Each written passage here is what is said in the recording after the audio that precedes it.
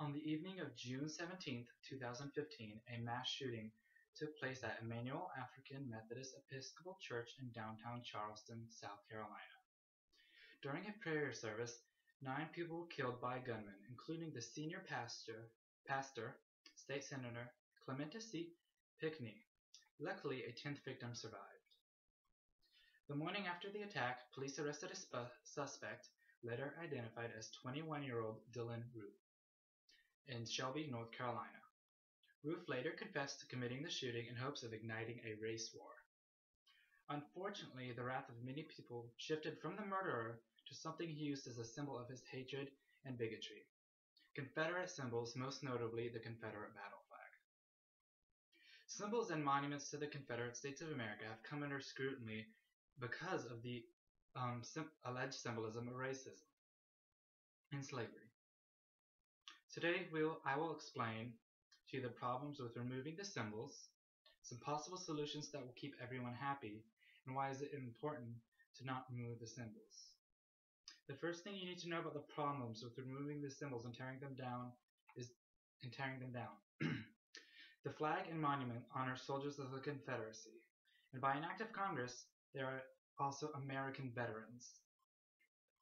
Congressional Appropriations Act FY 1901, signed June 6, 1900, Congress passed an act of appropriations with $2,500 that enabled the Secretary of War to have reburied in some suitable spot in the National Cemetery at Arlington, Virginia, Confederate soldiers, and to place proper headstones at their graves. The body of 128 Confederate soldiers are now buried in the cemetery outside of Washington, D.C. More important than the amount, which is worth substantially more in 1900 than it is in 2015, is the move to support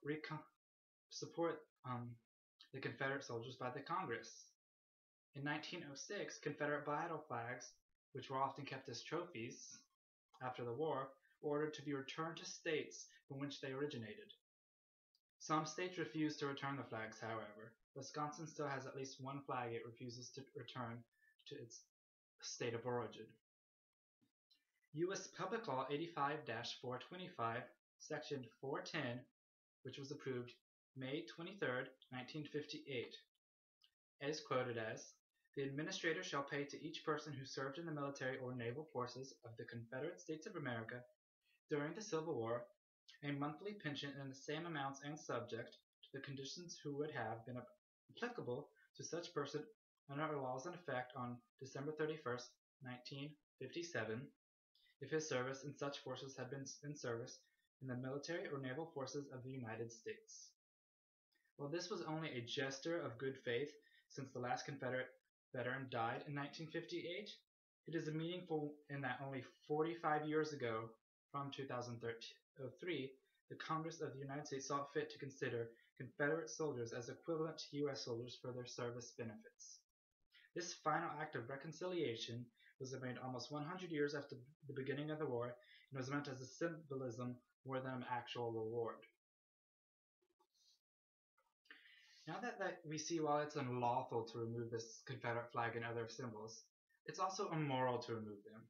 And here's the problem to the solution. We can educate people on the Civil War and history and issues leading up to the Civil War. I have found that ignorance of history often causes belief that the battle flag in the South in general are racist. We'll start with the election of 1860.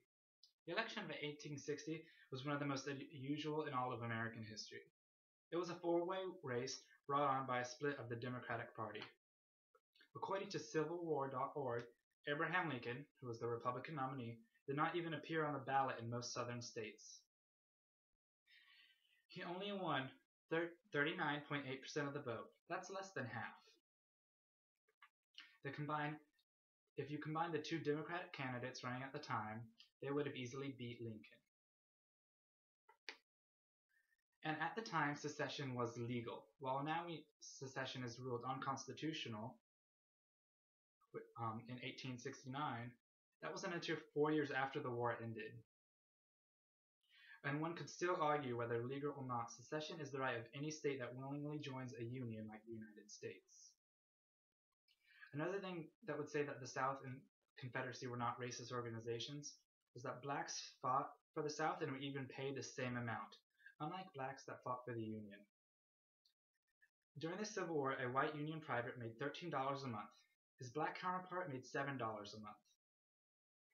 A Confederate private made $11 a month, regardless of race. Also, many Native Americans and Jewish people served for the Confederate Army. It was a very diverse army by its standards at the time. And yes, slavery was an issue, that is undeniable. But there is evidence that the South would have abandoned slavery in order to win independence. We look at the highest ranking generals in the CSA, or Confederate States of America, Robert E. Lee and Joseph E. Johnston. Both were not slaveholders at the time of the war. They both freed the slaves that they both inherited prior to the war. And both did not actually believe in slavery at that point. And according to an 1860 census, only 31% of families in the South owned slaves. 75% of the families that owned slaves owned less than 10, and often worked beside the slaves in the field. The Confederate Constitution also banned the overseas slave trade and permitted Confederate states to abolish slavery within their borders if they wanted to do so.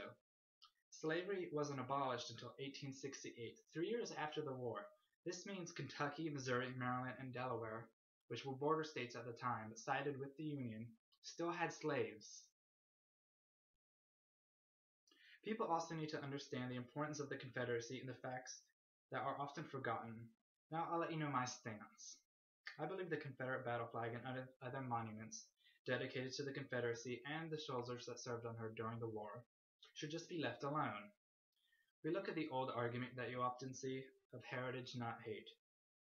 As a Southerner, it's part of my heritage, and every Southerner's heritage, regardless of color or race. They really aren't symbols of racism. Many people will point out to the fact that organizations such as the KKK use the Confederate battle flag as a symbol of white pride. But the KKK also uses the American flag and the Christian cross as symbols of white supremacy.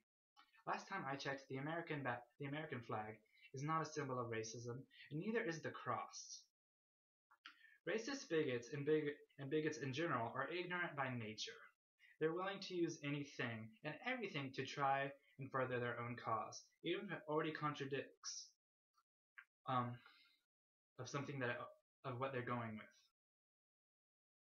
And the fact is it really a source of hatred, or is it the fact of the people that use the symbol for hatred? Similar to a gun, a flag cannot pull a trigger. A monument cannot kill someone or cause them any physical harm. People are the problem, and if we really want to fix the problem, we need to fix people. And we fix people by educating them and teaching them tolerance.